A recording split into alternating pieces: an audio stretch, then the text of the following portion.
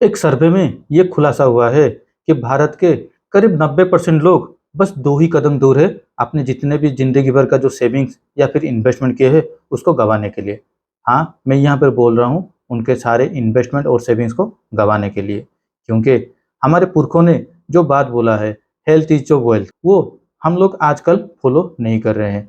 आजकल हम जो हमारा जो हेल्थ को वेल्थ ना मानकर मॉनेटरी वेल्थ के पीछे बहुत भाग रहे हैं और इसी के बीच हमारा मेंटली वर्क तो बहुत हो रहा है, लेकिन फिजिकली वर्क हम लोग नहीं कर पा रहे हैं, जिसके वजह से आजकल छोटे-छोटे कम उम्र के बच्चों में भी बहुत सारे लाइफस्टाइल डिजीज आ चुके हैं और इसका रिजल्ट यही है कि दिन ब दिन हमारा हेल्थ है वो डिटोरेट होता ही जा रहा है और हम लोग धीरे-धीरे मेडिकल साइंस के ऊपर ज़्यादा भरोसा करने लगे हैं। लेकिन फिर भी बहुत सारे लोग आज के टाइम पे हेल्थ इंश्योरेंस नहीं ले रहे हैं।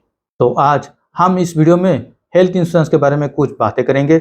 उसके साथ ये जानेंगे कि हेल्थ इंश्योरेंस लेने में कैसे आपका 2 असेट इंश्योर होता है और उसके बाद हेल्थ इंश्योरेंस लेने से पहले आपको किन सारे बातों का ध्यान रखना चाहिए। तो नमस्कार, welcome to Money Group and मैं हूँ चिन्मय नंदा।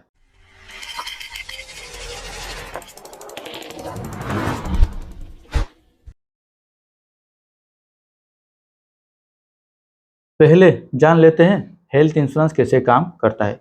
उसके पहले हमको समझना होगा कि ये इंश्योरेंस इंडस्ट्री कैसे काम करता है। इंश्योरेंस कंपनी आपके किसी एक रिस्क को कवर करने के लिए आपसे कुछ पैसा लेते हैं, जिसे उसे प्रीमियम कहा जाता है। ये प्रीमियम का जो कैलकुलेशन होता है वो बहुत सारे फैक्टर्स में डिपेंड होता है, कंपनी टू कंपनी भी ये वेरी भी करता है। नॉर्मली अगर हम एक लेमैन के हिसाब से समझने की कोशिश करें तो हेल्थ इंश्योरेंस जो कंपनियां होती है वो लोग पहले प्रीमियम कलेक्शन करते हैं, उसको एक पूल अकाउंट में डालते हैं और जितना भी उन क्लेम सेटलमेंट करते हैं वो उस पूल अकाउंट से ही पैसे को विड्रॉ करके वो क्लेम को सेटलमेंट करते हैं और आखिर में ईयर एंड में वो लोग देखते हैं उनका कितना सरप्लस हुआ है या फिर डेफिसिट हुआ है। उसके ऊपर उनका प्रॉफिट एंड लॉस डिपेंड करता है और उनके ऊपर अगले साल वो लोग कितना प्रीमियम इंक्रीज करना चाहते हैं या फिर उसी प्रीमियम पे ही वो काम करना चाहते हैं, इसी प्रीमियम पे ही वो सर्विस प्रोवाइड करना चाहते हैं, वो सारे डिपेंड करते हैं। शायद इसीलिए आपने ये मार्क किया होगा, जो लोग भी प्री कोविड टाइम के पहले से ही हेल्थ इंश्योरेंस लिए होंगे, उनका प्रीमियम और आज के टाइम में प्रो कोविड के बाद जो प्रीमियम हम लोग आज पे कर रहे हैं, उनमें से करीब मिनिमम तो 20 to 25% का इंक्रीमेंट हर एक कंपनी में हुआ है। क्योंकि कोविड के टाइम पे हर एक कंपनी का जो क्लेम अमाउंट होता है वो इंक्रीज हुआ था। और एक सबसे बड़ी बात, हेल्थ इंश्योरेंस में जो प्रीमियम डिसाइड होता है वो नॉर्मली आपका लोकेशन, आपका एज और आपका अगर प्रीवियसली कुछ अगर डिजीज हुआ है उसके ऊपर डिपेंड ज़्यादा करता है। तो अब हम देख लेते हैं क्यों 90% लोग भारत में आज के टाइम में हेल्थ इंश्योरेंस नहीं लिए हैं। मेरे हिसाब से उसके पीछे बस 3 ही रीजन हो सकते हैं। पहला, लैक ऑफ नॉलेज। हाँ, ज़्यादातर लोग यही सोचते हैं कि हेल्थ इंश्योरेंस बस एक इंश्योरेंस है जो वेस्ट ऑफ मनी है, क्योंकि आज के टाइम में लगभग 20-25 साल या 30 साल के आसपास पे उन लोग ज़्यादा बीमार नहीं होते, तो वो लोग सोचते हैं कि हमें हेल्थ इंश्योरेंस क्यों लेना चाहिए। उससे अच्छा है कोई इलेक्ट्रॉनिक्स गैजेट ही खरीद ले या फिर महंगे से महंगे मोबाइल फ़ोन ही खरीद लेते हैं। तो ये मेरे हिसाब से एक लैक ऑफ नॉलेज है। दूसरा रीज़न यही है कि एम्प्लॉयर अपने एम्प्लॉय के लिए हेल्थ इंश्योरेंस करवा लेते हैं कॉर्पोरेट इंश्योरेंस के तहत। तो यहाँ पर एम्प्लॉय भी ये सोचने लगता है, मेरे पास तो ऑलरेडी एम्प्लॉयर का दिया हुआ हेल्थ इंश्योरेंस है, तो मैं खुद अपने लिए क्यों लूँ। लेकिन आप मानिए या ना माने, आपका एम्प्लॉयर तब तक आपका हेल्थ इंश्योरेंस देगा जब तक आप उसके लिए काम कर रहे हैं। जब आप वहाँ से स्विच आउट करेंगे या फिर जब भी आप रिटायरमेंट होंगे, तब आपका एम्प्लॉयर आपके लिए हेल्थ इंश्योरेंस नहीं करवाने वाला है। और हाँ, पीएसयू कंपनी में ये थोड़ा वेरी करता है, लेकिन हाँ, रिटायरमेंट के बाद वो फैसिलिटी नहीं मिलता है जो फैसिलिटी आपका एम्प्लॉयमेंट के टाइम पे आपको मिल चुका होता है। और तीसरी रीजन्स यही है कि ज़्यादातर लोग उस टाइम पे अपना हेल्थ इंश्योरेंस करवाना चाहते हैं जब सारे रास्ते बंद हो चुके होते हैं, यानी या फिर उनको कुछ प्री एग्जिस्टेंट डिजीज आ जाता है या फिर उनका एज बहुत ज़्यादा बढ़ जाता है। तो उसके लिए क्या होता है ना, जो हेल्थ इंश्योरेंस कंपनी है उसके लिए वो ज़्यादा प्रीमियम चार्ज करते हैं, तो वो उनके लिए ज़्यादा कॉस्टली साबित होता है, जिसके लिए वो लोग भी अपना पैर पीछे खींचते हैं हेल्थ इंश्योरेंस करवाने के लिए। लेकिन मैं आपको ऐसा एक रीज़न बताने वाला हूँ जिसके लिए आपको हेल्थ इंश्योरेंस लेना चाहिए। मान लीजिए एक इंडिविजुअल है जिसका उम्र आज के टाइम में 30 साल है और उसको अभी तक फिलहाल के लिए कुछ डिजीज नहीं हुआ है और उसका लाइफ एक्सपेक्टेंसी 65-70 ईयर्स तक होने वाला है। तो नेक्स्ट अगले 40 साल तक वो जिंदा रहने वाला है। तो अगर हम इस हिसाब से कैलकुलेशन करें कि नेक्स्ट 40 साल तक उसको हेल्थ इंश्योरेंस लेना है, तो करीब ये आज का जो प्रीमियम चार्ट है उस हिसाब से करीब आ जाता है 6 लाख रुपए के आसपास कहीं पर आ जाता है, 5 लाख के सम इंश्योर्ड के ऊपर। और हम यहाँ पर ये भी आज्यूम कर लेते हैं कि यहाँ से आपको 20% का इन्फ्लेशन और ज़्यादा बढ़ने वाला है और हेल्थ इंश्योरेंस का प्रीमियम भी आगे जाके बढ़ने वाला है। तो 6 लाख में से 20% हो, या फिर मैं अपर मोस्ट पे 30% भी ले लेता हूँ, तो करीब 1,80,000 रुपये, या फिर हम उसको राउंड लेवल पे करते हैं तो 2 लाख रुपये का और ज़्यादा उसको प्रीमियम देना हो सकता है नेक्स्ट 40 साल के लिए। तो ज़्यादा से ज़्यादा उसको 8 लाख तक ही उसको नेक्स्ट 40 साल में पेमेंट करना है ईयरली बेसिस पे, एक साथ 8 लाख नहीं करना है। तो अब मैं जो बोल रहा हूँ ये आप गौर से सुनिए।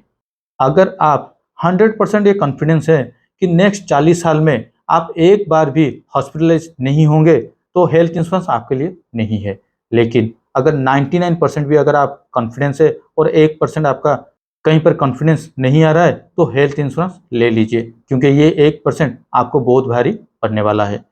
क्योंकि जब भी अगर फैमिली के कोई भी मेंबर अगर हॉस्पिटलाइज होता है, तो ज़्यादातर फैमिली मेंबर्स यही चाहते हैं कि वो जल्द से जल्द ठीक हो जाए और घर वापस चले आए। तो इसके लिए वो कुछ भी पैसा खर्चा करने के लिए पीछे नहीं हटते, चाहे जितना भी उनका जो वेल्थ हो या फिर जमीन जायदाद कुछ भी हो, वो बेचने के लिए भी वो लोग तैयार हो जाते हैं। तो इसी वक्त आपका हेल्थ इंश्योरेंस काम में आता है। अगर आपका हेल्थ इंश्योरेंस होता तो आपका एसेट का भी इंश्योर हो जाता, क्योंकि ये जो पैसा आपका जो खर्चा होने वाला है उसका वो जो अमाउंट आप सम इंश्योर के हिसाब से लिए होंगे, वो अमाउंट आपको हेल्थ इंश्योरेंस कंपनी देगा। तो इसीलिए मैं अपने क्लाइंट को यही हमेशा बताता हूँ, हेल्थ इंश्योरेंस सिर्फ आपका हेल्थ का इंश्योरेंस नहीं है, आपका वेल्थ का भी इंश्योरेंस है। तो इसे जरूर आप अपने पास बना के रखिए। तो चलिए अब देख लेते हैं कि हेल्थ इंश्योरेंस लेने से पहले आपको किन सारे चीजों में ध्यान देना चाहिए। उससे पहले आप ये एक बात समझ लीजिए, एक ह्यूमन टेंडेंसी है, ये किसी को भी अपने जेब से पैसा देना अच्छा नहीं लगता है। तो ठीक उसी तरह ही कंपनी का भी एक टेंडेंसी है, वो ज़्यादा क्लेम देना नहीं चाहते। तो हेल्थ इंश्योरेंस भी इससे पीछे क्यों छूटे। इसीलिए हेल्थ इंश्योरेंस अपने सेल्स टीम को रखता है अपने सेल्स को बढ़ाने के लिए। तो दूसरी ओर उनका खुद का अंडर राइटर या फिर इन हाउस डॉक्टर होता है, जो लोग अपने आपके क्लेम को किसी भी अगर जेन्युइन ग्राउंड हो तो उस ग्राउंड पर रिजेक्ट करने के लिए भी पीछे नहीं हटते, क्योंकि उनका काम ही है क्लेम को लीगली उनको रिजेक्ट करवाना। तो इसीलिए मेरा एक सजेशन यही है कि जब भी आप हेल्थ इंश्योरेंस ले रहे हैं, उससे पहले जो भी आपका प्री फॉर्म होता है फिलअप करने के टाइम पे, उसको आप जरूर एक बार खुद अपने आप से फिलअप कीजिए, और जो भी जानकारी रिलेवेंट होती है हेल्थ के रिलेटेड उसे आप छुपाने की कोशिश मत कीजिए।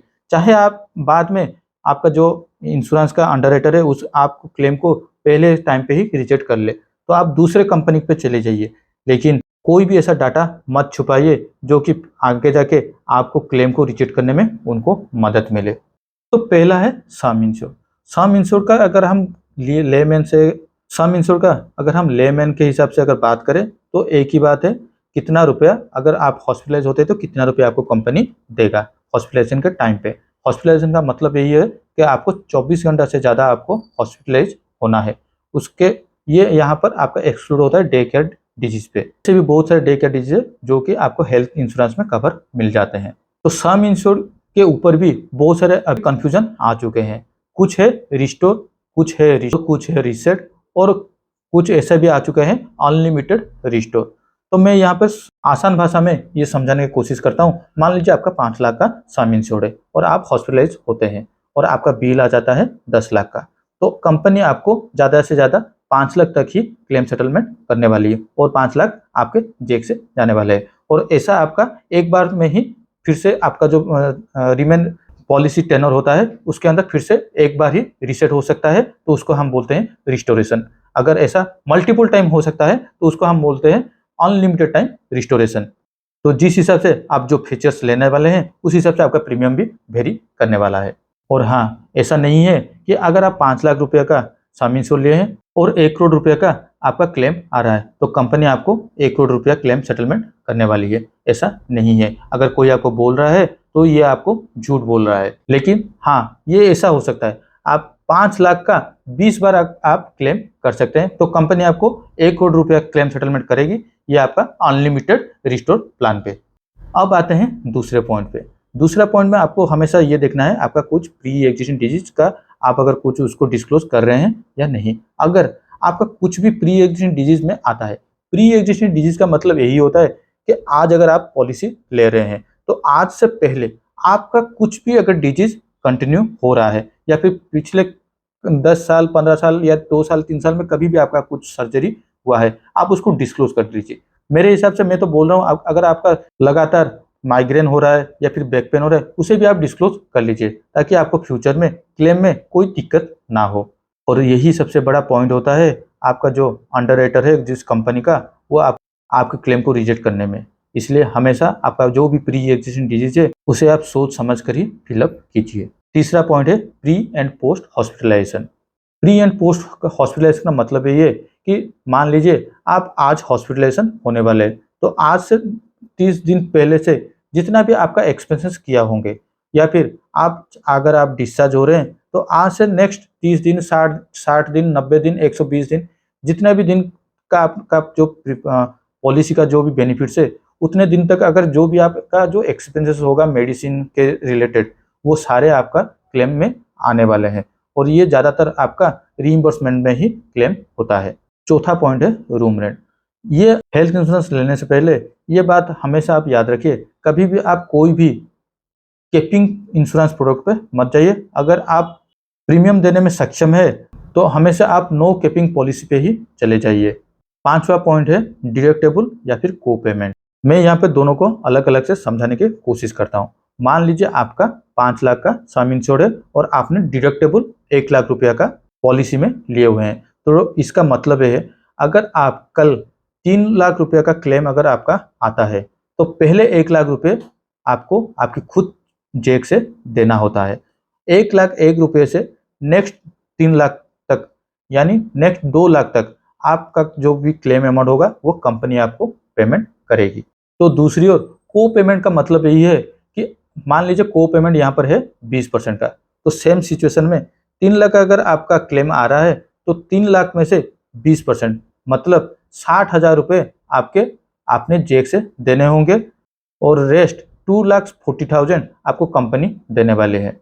और हाँ, यहाँ पर हमेशा आप याद रखिए डिडक्टेबल में ऐसा होता है कि पहले 1 लाख रुपये आपको अपने जेब से ही देने होते हैं, लेकिन को पेमेंट में आप जितनी बार आपका हॉस्पिटलाइजेशन होते हैं या फिर क्लेम आता है तो हर एक बार आपका 20% का को पेमेंट लगने वाला है। और आखिर में सबसे बड़ा जो पॉइंट है वो है जोन वाइज। आज के टाइम में हर एक इंश्योरेंस कंपनी के अंदर आप जोन वाइज पे पॉलिसी का प्रीमियम देख सकते हैं। हाँ, इसके पीछे का रीजन भी यही है कि टायर 2 या फिर टायर 3 में जो कॉस्ट ऑफ लिविंग है, जो कॉस्ट ऑफ ट्रीटमेंट है, वो टायर 1 के हिसाब से बहुत ही कम होते हैं। तो टायर 3 में अगर कोई है वो जितना प्रीमियम दे रहा है, टायर 1 में जो लोग हैं उनका जो प्रीमियम है वो 1 कैसे हो सकता है। तो इसके लिए हर एक कंपनी अब टायर वाइज में अपना प्रीमियम को कैलकुलेट कर चुके हैं। हाँ, इसका मतलब ये नहीं कि कोई अगर बंदा टायर 3 में अगर प्रीमियम लिया है तो वो टायर 1 पे ट्रीटमेंट नहीं हो सकता। हाँ, वो ट्रीटमेंट हो सकता है लेकिन उसके लिए को पेमेंट लग जाता है। मेरे नज़र पे go digit and Aditya Birla health insurance बस अब अकेले ऐसे 2 ही कंपनियां हैं जिनके पास फिलहाल के लिए कोई भी जोन वाइज प्रीमियम नहीं है फिलहाल के लिए। लेकिन हाँ, ये कोई प्रमोशनल वीडियो नहीं है इन कंपनियों के। आज के लिए इस वीडियो में बस इतना ही। अगर आप अपने हेल्थ के साथ वेल्थ को भी सिक्योर करना चाहते हैं तो आज ही हेल्थ इंश्योरेंस लीजिए। और पर्सनल फाइनेंस शेयर ट्रेडिंग के नॉलेज के लिए हमारे इस चैनल को सब्सक्राइब करना ना भूलें। Thank you for watching my video.